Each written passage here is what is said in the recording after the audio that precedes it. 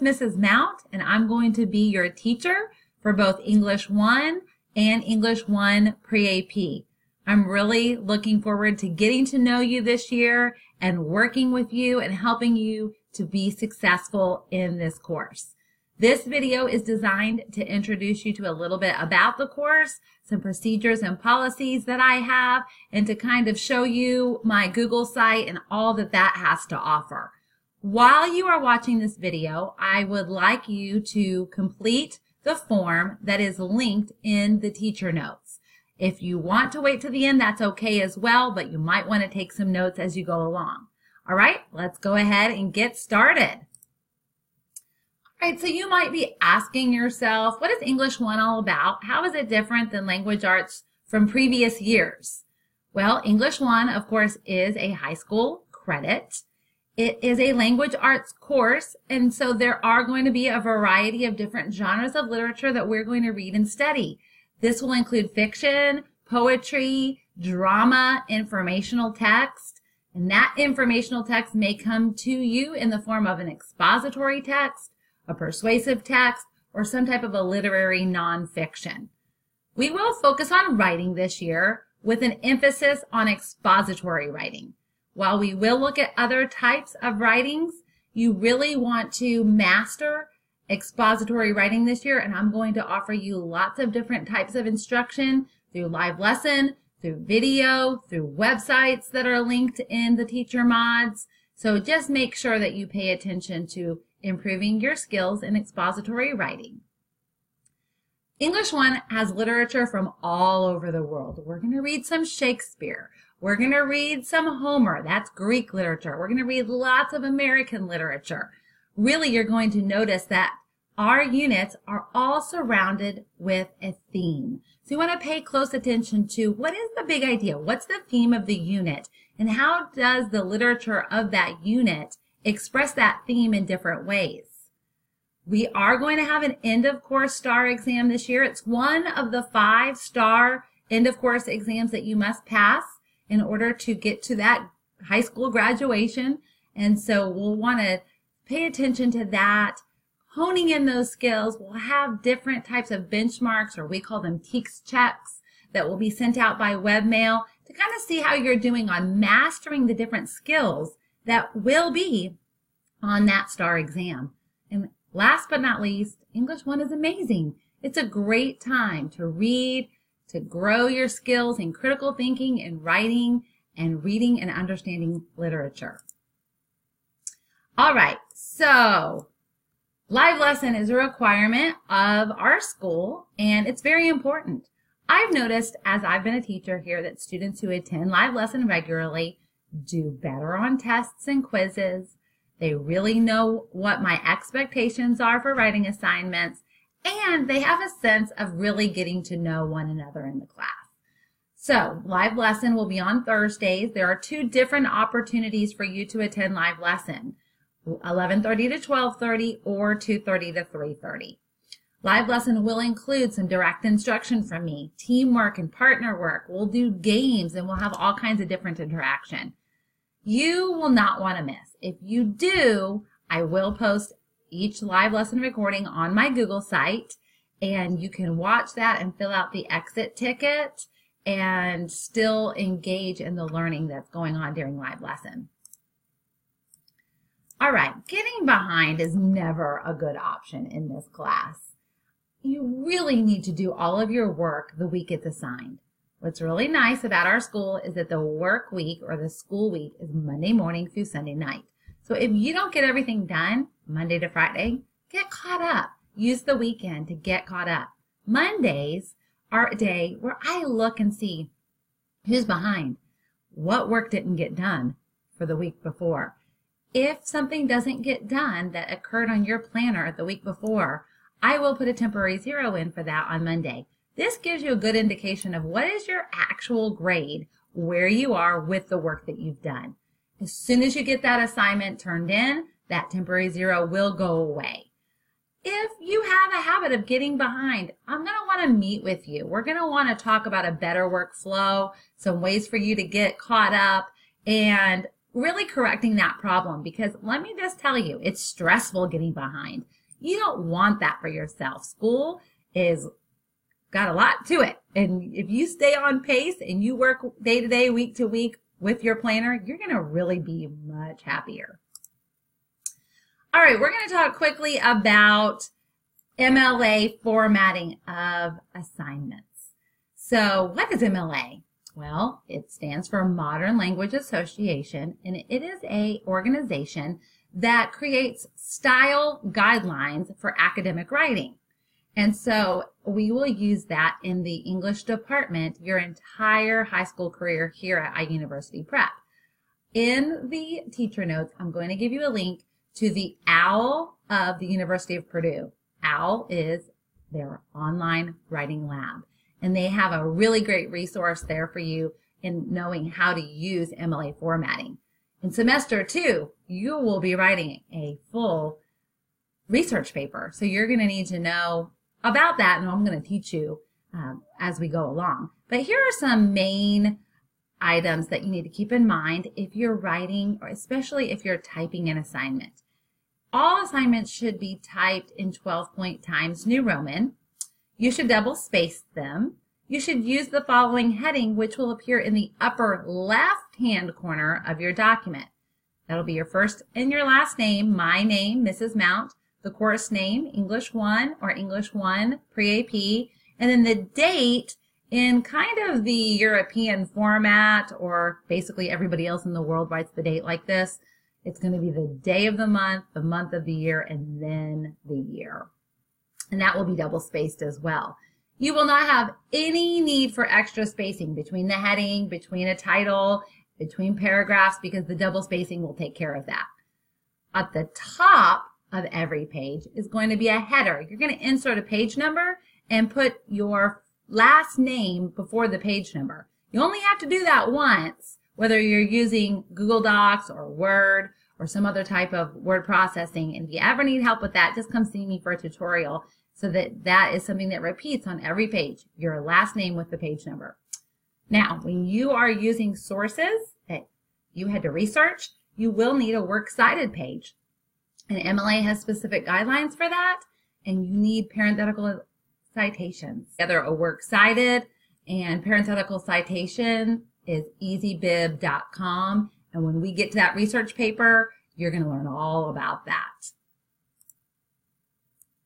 All right, so you're working on my class and you might get a grade that you really do not like. So how can you correct an assignment?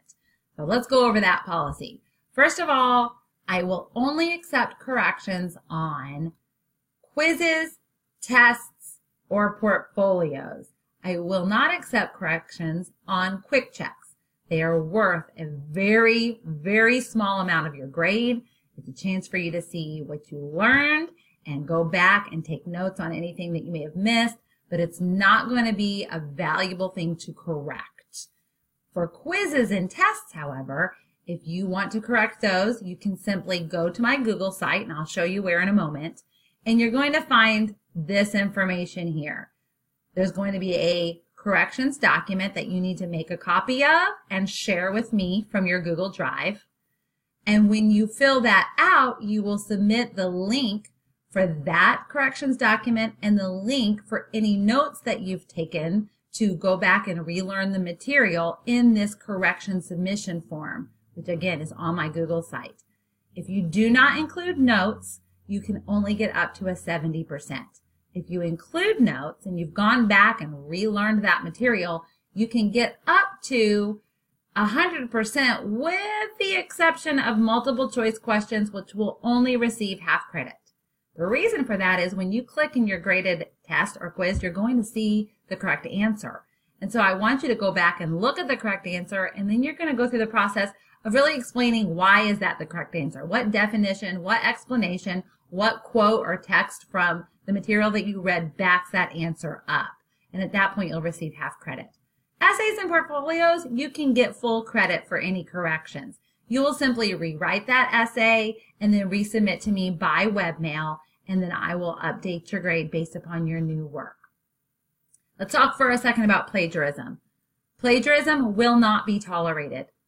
It is not academic integrity to take someone else's work and try to pass that off on your own, as your own. So make sure you're doing your own work. I know that you're a ninth grader. I'm not expecting to see college level or post-college level work. So just present to me the best that you can do in your own words. If you turn something to me and that's plagiarized, I'm going to find out. I'm pretty savvy and I'm going to give you a 0. If you receive a 0 and I webmail you because you plagiarized an assignment, we'll have the opportunity to go back and do that work on your own. But I am going to ask you to go to a major college or university website, research what their plagiarism policy is, and write me a short paragraph explaining it. You'll probably find out it's a little bit more intense than a high school's policy. If it happens twice, we're going to meet with Dr. Rogers, and we're going to find out what's causing you to plagiarize your work, because we don't want that from you, and I don't think we're going to have that problem. All right, so I mentioned a couple of times my Google site. You're going to want to really bookmark my Google site. You're going to be going to it all of the time, and you're going to be finding all kinds of treasures. All right, so what are you going to find? You're going to see all of my contact information. How do you get a hold of me? How can you text me, call me, webmail me? If it gets really bad and you can't get a hold of me those ways, which would be rare, my email address is there. Also has my live lesson schedule. I have other courses other than English 1 that I teach, so you'll want to go in there and find out when am I in lesson and you can't get a hold of me. It also has my open office schedule. Those open office times are scheduled times that you can just pop into my live lesson without making an appointment. I'll have my room open to help with anything that you need. Now, if you'd rather make a one-on-one scheduled tutorial appointment, my Google site will have a sign-up area for that. All of my lesson modifications or teacher notes are embedded within Connexus. You're clicking on that eraser every single time you start a new lesson. And you're seeing my detailed notes, the way that I've changed the assignment. I've deleted something, I've added something, I've completely changed something. They're also all posted all together on my Google site. Like I mentioned earlier, my live lessons that I'm recording will also be there. There will be lots of videos that I've created to help you, especially with expository writing and other resources that you may need. All right, so let's go ahead and take a look at my Google site. Okay, first of all, you've already received a webmail from me welcoming you to this class. And in every single signature area of a webmail that you get from me will be a link to this Google site. It's also linked on the message board within Connexus, and I will also put it in the teacher notes for this first lesson. All right, so let's take a look at it. First of all, the first page is just a general page of information about my times and contact information. You can see my phone number. I would save that as a contact. You can see when I'm going to be in open office. You can see when I'm going to have some face-to-face tutorials where you can come meet me at a Starbucks, hang out, get to know each other, work on some lessons. It's got the link to my live lesson room in case you're out and about and you can't find it very quickly. It's got the tech support number for Connexus that you can call if you're having a problem and you can't get a hold of one of us, or it's something that we cannot help you with here at iUniversity Prep. And then you'll see my live lesson schedule so you'll know when I'm in my other lessons.